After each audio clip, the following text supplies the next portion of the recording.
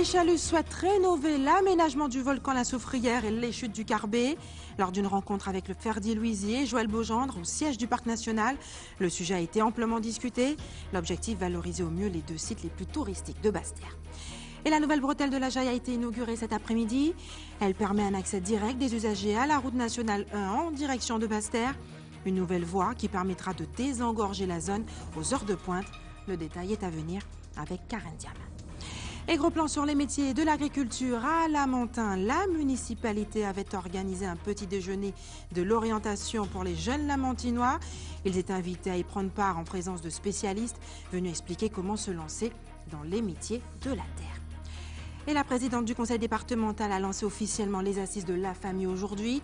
Une série de rencontres territoriales seront mises en place dans quasiment toutes les communes de l'archipel.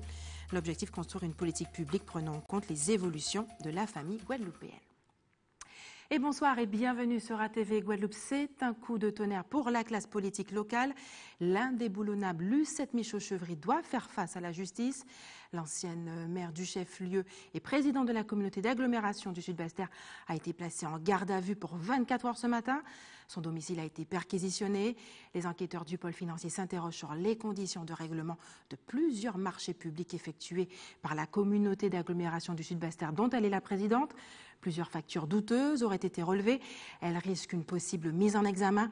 Un nouveau rebondissement, en tout cas lié à l'enquête qui avait débouché, souvenez-vous, sur la mise en examen et l'incarcération de Fred Madini-Kouti, le directeur général des services pour recel d'abus de biens sociaux, détournement de fonds publics, escroquerie en bande organisée, association de malfaiteurs et trafic d'influence, une affaire à suivre. Et le président Richalus s'est rendu aujourd'hui au siège du Parc national pour y rencontrer Ferdi Louisier. L'objectif de ce déplacement, aménager et valoriser les deux sites les plus touristiques de la Basse-Terre, le volcan de la Soufrière et les chutes du Carbet. Reportage Isabelle Hameau. 20 janvier 2017, on se souvient de cette réunion à la mairie de Capesterre-Belle-Eau, réunissant les élus régionaux et municipaux pour donner un nouvel élan touristique à la ville. Parmi les lieux privilégiés, les chutes du Carbet. On déplore que certains touristes bravent une interdiction pour pouvoir finalement aller découvrir ces chutes. Nous voudrions que ça se fasse en bonne intelligence. Depuis cette interview, un prévisionnel des travaux estimé à 200 000 € a été établi. Des infrastructures seront rénovées pour permettre d'améliorer la qualité de la visite du parc naturel. L'économie s'est aménagée, développée, permettre à plus de touristes de venir visiter. Quand j'arrive au niveau des chutes du Carbet, le monde que je vois là, c'est inimaginable. Donc je pense qu'on a de quoi vraiment augmenter ce nombre de touristes, augmenter de la richesse. C'est ce que nous appelons de l'économie bleue. Il y a l'économie verte rénovée du tourisme. Et là, moi, je le dis franchement, nous sommes vraiment contents de ce que nous pourrons faire pour la Guadeloupe. Depuis les nombreux éboulements, le pont reliant la première chute à la deuxième a été détruit. L'idée serait aussi de penser à une nouvelle structure reliant les deux éléments. Parmi les travaux, il est prévu une plateforme d'observation de la chute. De manière à avoir peut-être une plus grande plateforme pour permettre aux touristes de bien prendre des photos des chutes, de passer et encore sécuriser les passerelles. Donc moi je pense que c'est ce qui est l'économie du pays, accompagner à l'aménagement, mais permettre à plus de touristes de venir ici. Comme le disait le maire de Capesterre, il y a 300 000 touristes qui venaient ici. Aujourd'hui, nous tournons à 120 000. Donc, je pense qu'il faudrait investir pour créer de la richesse. Et c'est ce qui est l'économie. Nous allons aussi mettre les moyens pour pouvoir développer, améliorer les chutes du Carbet et la Soufrière. Permettre à l'augmentation du nombre de touristes. L'objectif de la région est d'atteindre 1 million de touristes entre les chutes du Carbet et la Soufrière. Ainsi, franchir la barre d'1 milliard d'euros de recettes. De grandes ambitions pour booster l'attractivité touristique de l'archipel. Et bonne nouvelle pour les automobilistes, la nouvelle bretelle de la Jaille a été inaugurée cet après-midi. Elle permet un accès direct des usagers à la route nationale 1 en direction de Basse-Terre. Le détail avec Karen Diam. Après 4 mois de travaux, la bretelle de la Jaille est enfin ouverte à la circulation avec une vitesse limitée à 30 km/h. La nouvelle bretelle qui va permettre de sortir directement de la voie verte après le pont et de prendre la direction de Basse-Terre, donc ce qui évite de passer par le giratoire pour faire 3/4 de tour, donc ce qui décharge un peu le giratoire, donc doit participer à la fluidité et au meilleur fonctionnement du giratoire. Dans son prolongement, une voie d'insertion réservée aux bus a elle aussi été ouverte à la circulation. La livraison aujourd'hui concerne cette voie bus qui permettra aux bus de circuler de façon totalement sécurisée hors circulation et embarquer les passagers à cet endroit-là. Donc on est dessus. C'est la première partie des travaux, donc ça a nécessité un réaménagement en façade de la RN1. Avec cette opération qui aura coûté 600 000 €, l'exécutif régional a d'abord souhaité fluidifier le trafic, mais surtout adapter le réseau routier au développement du territoire. Nous avons fait le tour de tous les gros travaux de désenclavement qui doivent se faire sur la Guadeloupe, notamment la 2x2 voies du pont de Beau-Soleil à Brifort, le pont de la Boucan, où nous allons passer à 2 fois une voie, mais avec une attente pour passer à 2 fois 2 voies s'il y a des constructions. Nous avons aussi le désenclavement derrière l'armée, où les études sont lancées, pour pouvoir fluidifier un peu cette route de la Jaille, mais surtout ce qui permettra de désenclaver Bainbridge et du gazon, parce que tous ceux qui sortent de Jarry, qui se rendent à Morne-à-l'eau au Moule, sont obligés de passer par du gazon ou Bainbridge. Donc là, pourront carrément revenir derrière l'armée et prendre le pont de l'Alliance. Nous avons aussi l'embouteillage au niveau de Morne-à-l'eau que nous avons regardé. Et tout cela est en train d'être chiffré actuellement, parce que je ne voudrais pas qu'on dise chez nous, il y a qu'à il faut qu'on. Là maintenant, je suis sur le terrain et il faut qu'on fasse le travail. Prochaine étape, la réalisation d'un bypass reliant directement la RN1 au giratoire de la prison de Fontsarail. En 2017, la collectivité régionale devrait allouer près de 45 millions € pour renforcer la sécurité des usagers sur les axes routiers. Et cette question sociétale maintenant, les syndicats guadeloupéens ont annoncé leur intention de poser les bases d'une action unitaire en vue du défilé du 1er mai. Selon vous, pèse-t-il encore dans la vie du pays? On écoute vos avis recueillis par Moïse Exter et Patrick Curie. Oui, bien sûr, ils ont beaucoup d'influence parce que bon, le syndicalisme, disons que c'est une grande chose en Guadeloupe, c'est important concernant, surtout au niveau du travail. Oui, et ils devraient continuer et en prendre davantage. Tant que ce sont des bonnes causes défendues, bon, c'est nécessaire de toute façon, c'est un, j'allais dire un contre-pouvoir. Oui, c'est un contre-pouvoir intéressant. Mais bien sûr, les syndicats, c'est une chose importante. Ça a toujours été comme ça. Pourquoi est-ce que ça n'aurait plus d'importance? C'est une association de travailleurs, les syndicats, donc ils influent forcément. Sur les syndicats, ce serait la porte ouverte à tout. Les patrons se permettraient tout genre de choses et c'est très important en Guadeloupe. Oui, puisque étant donné que le mouvement continue toujours et regardez ce qui s'est passé en Guyane, donc il faut savoir que nos syndicats aussi suivent aussi l'actualité. Et donc c'est toujours en continu en Guadeloupe. Je pense bien que, parce que jusqu'à maintenant, les syndicats ils sont toujours là pour encadrer les salariés et tout dans leurs différents problèmes, quoi. Pas des masses, parce qu'on n'a pas l'impression qu'ils font grand chose pour vous aider, pour faire des choses meilleures pour vous. Ah non, je pense que franchement là maintenant là, c'est mort, hein, parce que je pense qu'ils ont toujours quelque chose sous la table et puis là, il n'y a plus rien. C'est le poche qui remplissent maintenant et après c'est fini. Hein. Oui, c'est certain. Oui, ils ont toujours la même influence et je ne vois pas pourquoi est-ce que cette influence devrait diminuer au fil du temps. Vous voyez ce qui se passe? Vous pensez qu'ils servent à quelque chose? Je crois pas. Toujours, c'est eux qui font beaucoup de choses pour les employés, tout ça. Mais par rapport aux protections sociales, par exemple, les congés payés, des choses comme ça, c'est grâce à des syndicats qu'on en est arrivé là. Les gens se sont unis pour défendre leurs droits, disons.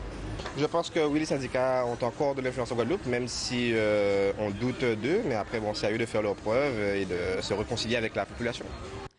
Et la progression du vote pour le Front National aux Antilles interpelle et divise aussi la population. 14% des électeurs guadeloupéens ont cru au projet de Marine Le Pen. Mais qu'attendent-ils de la candidate du Front National si elle est élue? Quelques éléments de réponse avec Isabelle Hameau. On attend surtout qu'elle ne soit pas élue. Pourquoi? Parce qu'elle ne correspond pas aux idées que l'on a envie d'être défendues pour notre pays. Ah non, voilà. Vous ne croyez pas du tout en elle? Non, on ne veut pas y croire. Et on n'a surtout pas envie d'y croire. Vous savez, hein, au niveau de la présidentielle, c'est pas... Tout ce qui est élection, c'est pas trop mon fort. Mais bon, que voulez-vous? Si elle passe, bon, ben, ça va être assez dur il faudra faire avec quoi. Bon, mais sinon, rien d'autre à ajouter. Mais qu'elle relance l'économie dans les domaines, oui.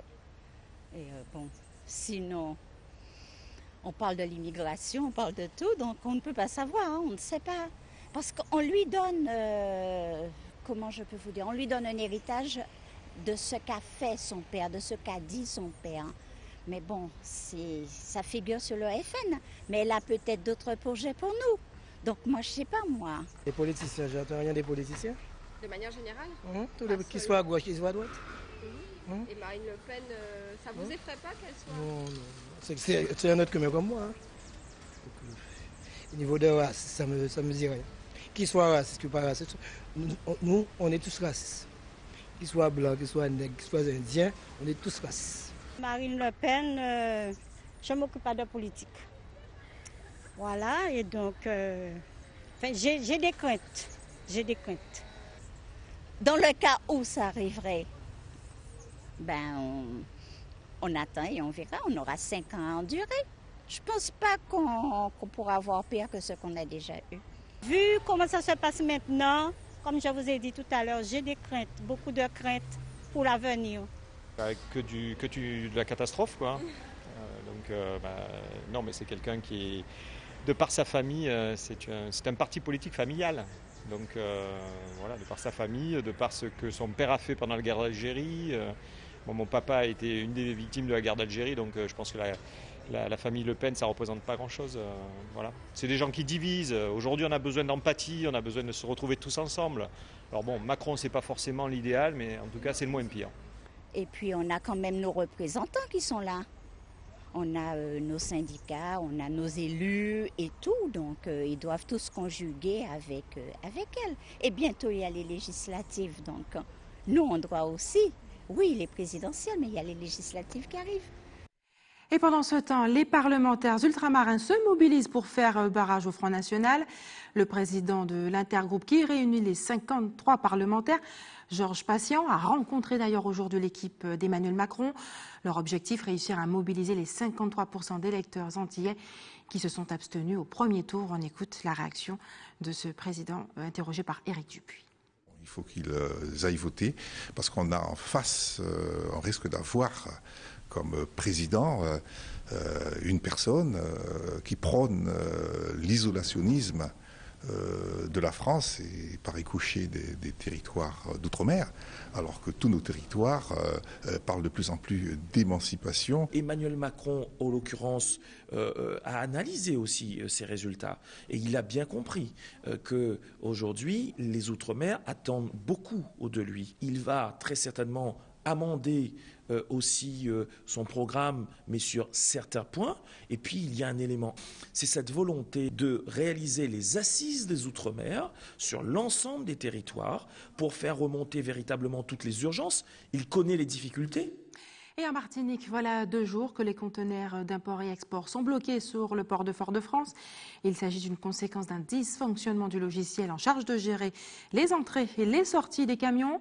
Encore en rodage, le système retarde considérablement le fonctionnement du site, ce qui engendre de gros retards de livraison. Voyez ce reportage d'Alizé Lutran et de Michelet François. La route d'accès du port de commerce, encombrée de part et d'autre par ces camions en attente de pouvoir accéder au site. Depuis hier, c'est au compte-gouttes que ce transporteur réceptionne ses conteneurs. Ils ont fermé le port lundi pour changer le logiciel, mais les gens et les techniciens sont arrivés dimanche soir.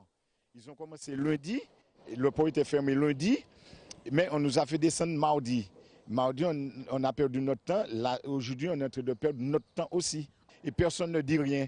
C'est énervant parce qu'on nous prend pour des chiens sur le port. Le logiciel en question, Cosmos, vient d'être mis en place. Sa tâche, répertorier les conteneurs et réglementer leur circulation. Une installation encore en rodage qui a nécessité l'intervention d'ingénieurs d'Hexagone. Depuis 2 jours, ce nouveau système sème la zizanie et retarde les rotations des camions.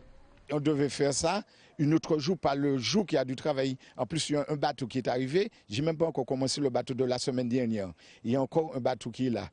Et comment qu'on fait ? Une perte de temps et d'argent pour les transporteurs et les sociétés qui les embauchent, car au-delà d'un certain nombre de jours, il faut payer le stationnement des conteneurs restés à quai. Après 8 jours, on commence à payer les frais. Je crois que c'est 76 € par boîte. Et si on ne le paie pas, on ne peut pas sortir d'autres pour d'autres clients. Ça veut dire qu'on est bloqué. Il faudra payer, on sort. On ne paie pas, on ne sort pas. On appelle le patron, il paie, le transitaire, il paie et il enlève l'argent sous nous. Condamnés à rester sur place, les transporteurs attendent que la direction du port prenne des décisions pour désengorger la situation. On ne devait pas nous prendre comme des cobayes. Et ils refusent de nous parler.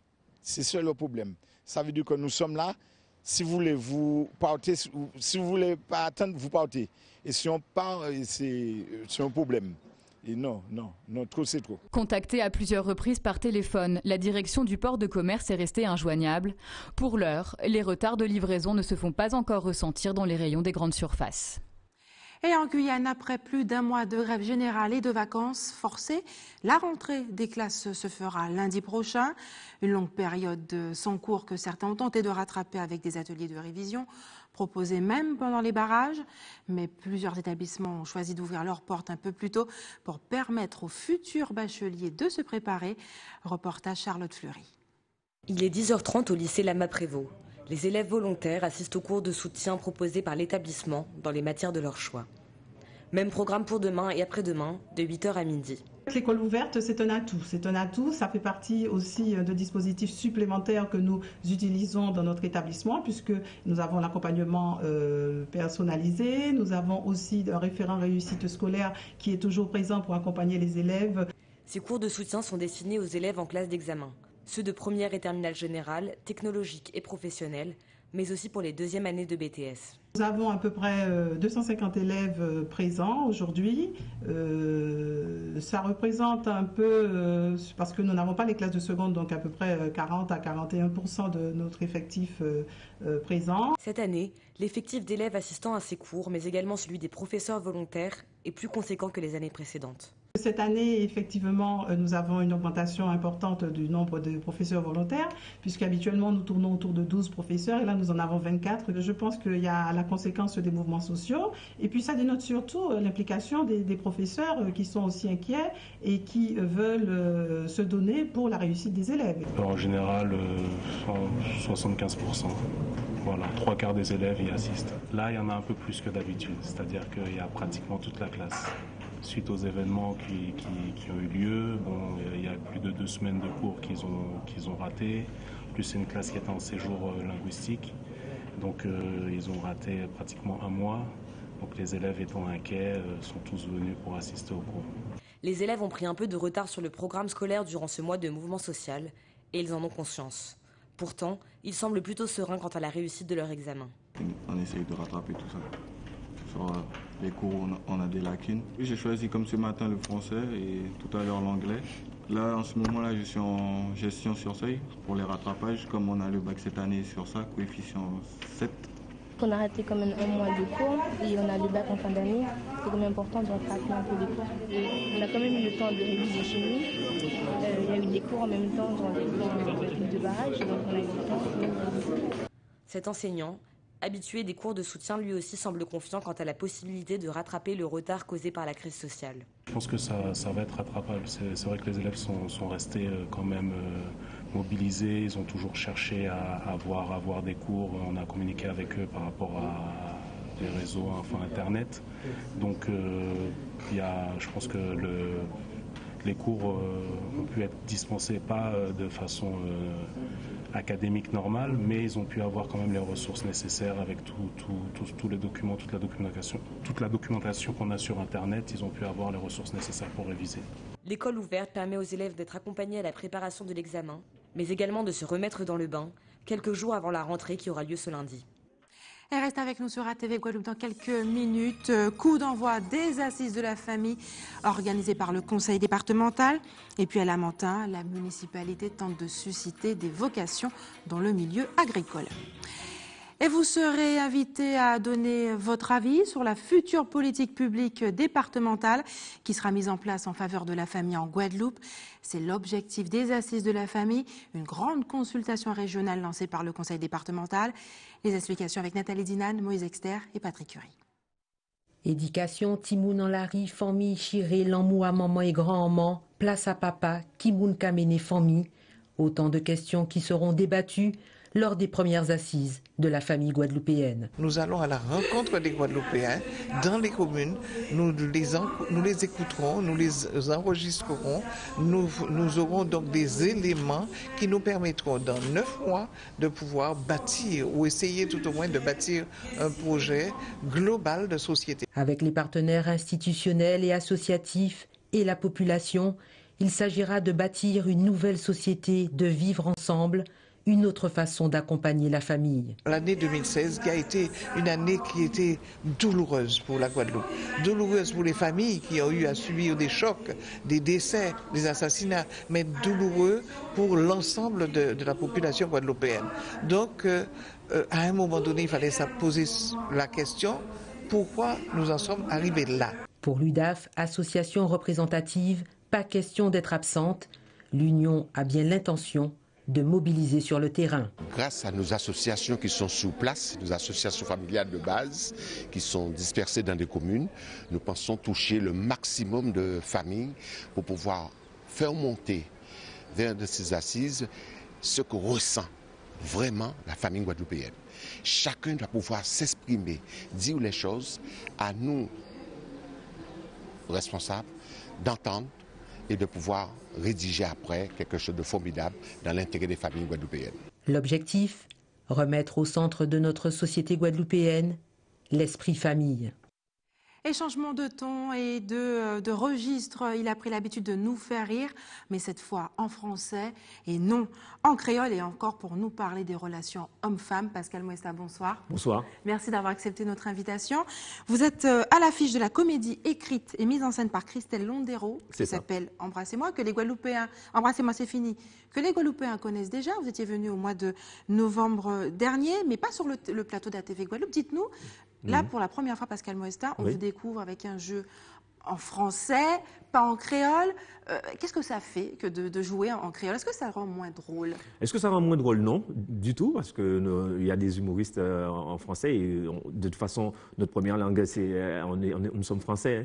Donc, c'est vrai que le public guadeloupéen ou antillais, on a une autre force en créole, mais c'est la même chose. C'est la même chose, c'est la même dimension des comédiens. Qu'est-ce que ça vous a fait de jouer en français? Pascal Moesta, on vous connaît en créole. Oui, bien sûr.